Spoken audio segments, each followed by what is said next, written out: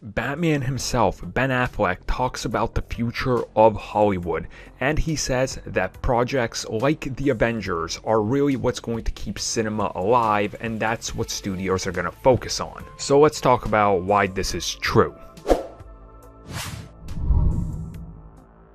Okay, so we actually talked about this on the podcast over the last 6 months, really.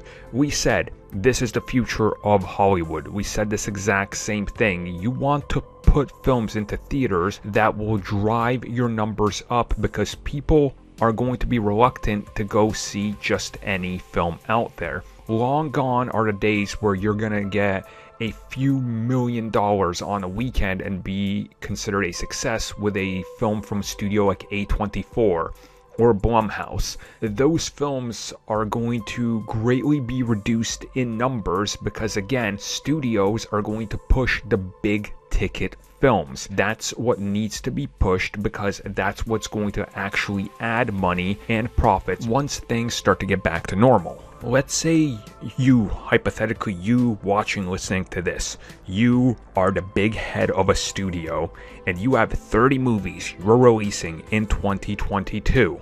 30 films.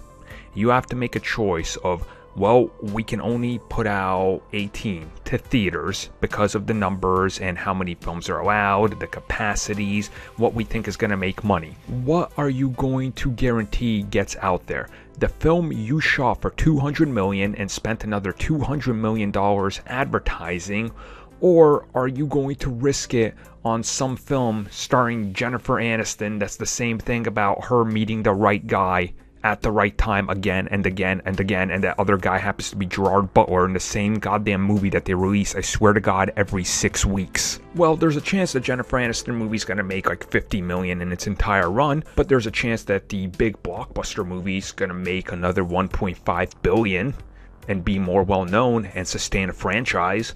So do the logical thing and put out the biggest ticket items. That's what you do, right? That's how you're going to drive people to check out more things, and the smaller things you're going to offset onto the services that you own, like HBO Max.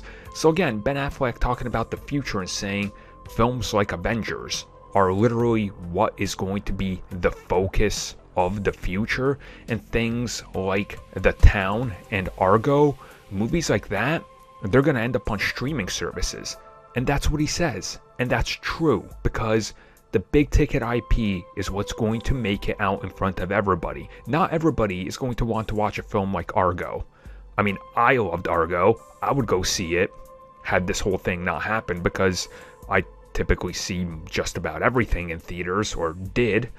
But when the choices come out and 2 years from now they go, well, this opening weekend we're playing 3 new movies and that's it, instead of 8 new movies, because they can't put the little ticket ones out there because, again, there's not enough room. That's sort of the way that things are going to go. And honestly, that's probably a better way to go, because they're going to make more of a profit on digital services than they are in the actual theaters. And that's just the truth if you look at the numbers.